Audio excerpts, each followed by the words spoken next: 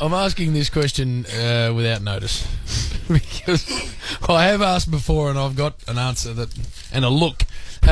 Given that you're in the Hall of Fame, Chief, were you at the evening? I was, yes. And how did it go? You're the only one who... no, it went well. From here, it was good. I think they were all... Because they were all... There was a good group of contemporaries that went in. Yes. And I think our era at least, is a lot better or more familiar with their deeds, despite the fact that Bob Johnson was in, who obviously had an outstanding record. But I thought it was a good night on the night because it's a night about the Hall of Famers. You don't get a lot of fly-by-nighters at drop-in, Jim. Oh, hello. Fly-by-nighters at drop-in. All those jippers were waiting down the bottom of the escalators and they tagged you as you got out with bags of cards to sign. Yeah. No, the autograph hunters. The public, yeah. That just sell it on eBay the next day. Oh, come on. I would have thought, Chief. actually, Jippers. that it would be, Chief, your favourite night for that exact reason, It's because a good only elite in the room. I like it. It's good. And I sat with the Rat, Johnny Platten, and also the Dipper. Oh, yes. We had Gavin Wanganeen on our table and a couple of your boys, Garry. We had Jack Grimes and Jack Trengove on our table, which was interesting. I wasn't expecting it, but they are... Go, do they? Well, they must have had an invite on Melbourne Football Club gave them the opportunity, and they are impressive young men. They impressed all of us at the table, the way they carry themselves. Is there not? Were they the only sort of current day players? Or is that? I don't know. It's hard to work the room because there's so much going on. You only see the people that really walk past your table. It might have been an invite to the captains. Well, they would have lapped it up. No question. They were terrific, really good. And Dipper tried to influence them as much as he could, and they laughed at a few of his gags, and he told them how it used to be, but probably not applicable to the way it is now. Who spoke best, Chief? Because it's a night where you I thought lose your Glenn Archer emotions. stole the show. I thought He Glenn gave Archer our was man Jimmy fantastic. mention too, didn't he? He did. What was that was about? the down of his speech. The But highlight. he spoke from the heart. He made it up as he went along. Told a terrific story about his wife and family on the day that he played his 250th up at the SCG.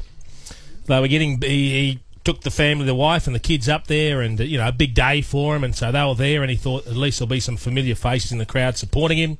His 250th match for the club. They were getting beaten by 44 points at three-quarter time. Yep. Staged a miraculous comeback and won the game. And he's getting chaired off, and he's looking for the wife and the kids, and they're not there. Because he knew where they should be, they weren't there. So he thought, they must have gone down the rooms. Gets down the rooms, they're not there. So he rings the wife.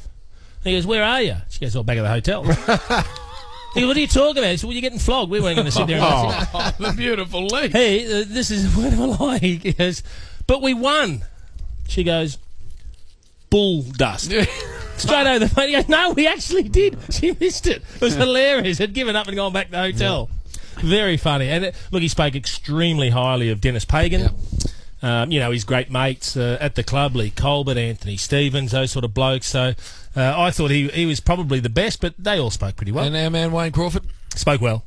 Always spoke well. I mean, we know the sentiment and the connection between him and his mum, his beautiful mum Di, and he spoke of that as he always does, plus his other mates and the like. But Did he remain serious? We're going to speak to him, by the way, after this break. But he was mainly serious. Unable to be serious a lot of the time. Well, he managed it.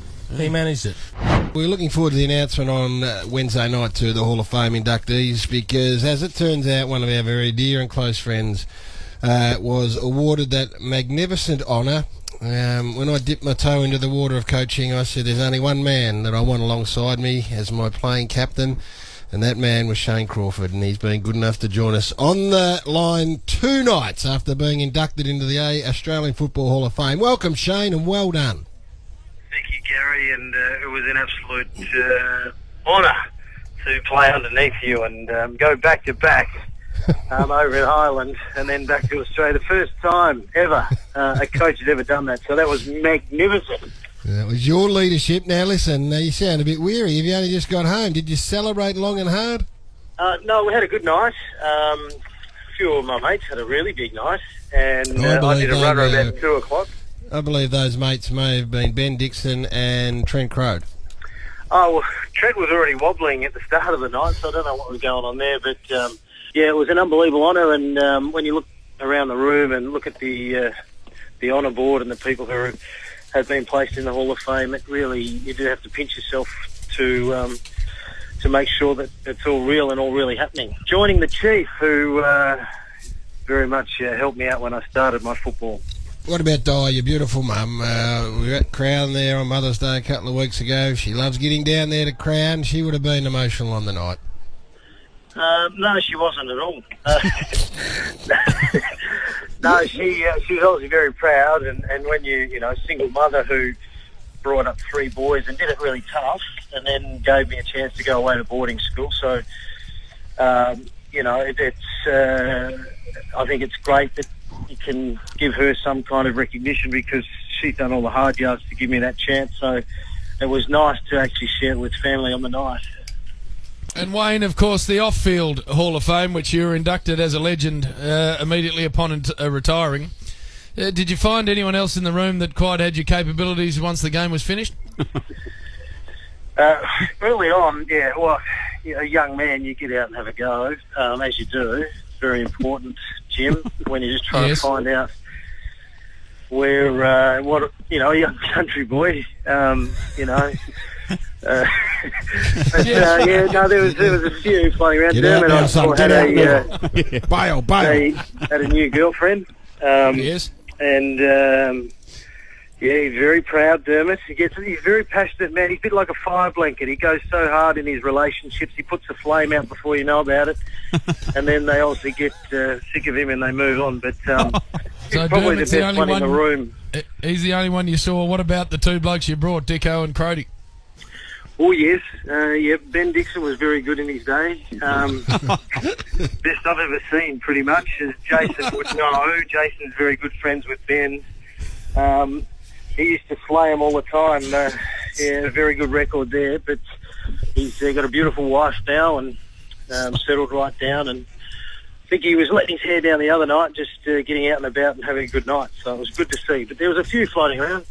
Tell you what, Jim, when Crawf and Dicko used to go out in the early days, anything? It was a bit like watching Bone Crusher and our Waverley Star go at it, and the rest of the field just trailing a long way behind. You were the Philbert in 3rd place, were you, Jace? Oh, no, mate. I'm waiting at the scales just to see what's brought back at the end. Hey, Wayne, in all seriousness, very proud of you, as everyone who knows you is. Good stuff, and we look forward to catching up soon. No worries. Thank you very much. Have a great call. I'll be tuning in. Yes, of course you will. Well done, Crawf. I sincerely doubt that he'll have his radio on tonight.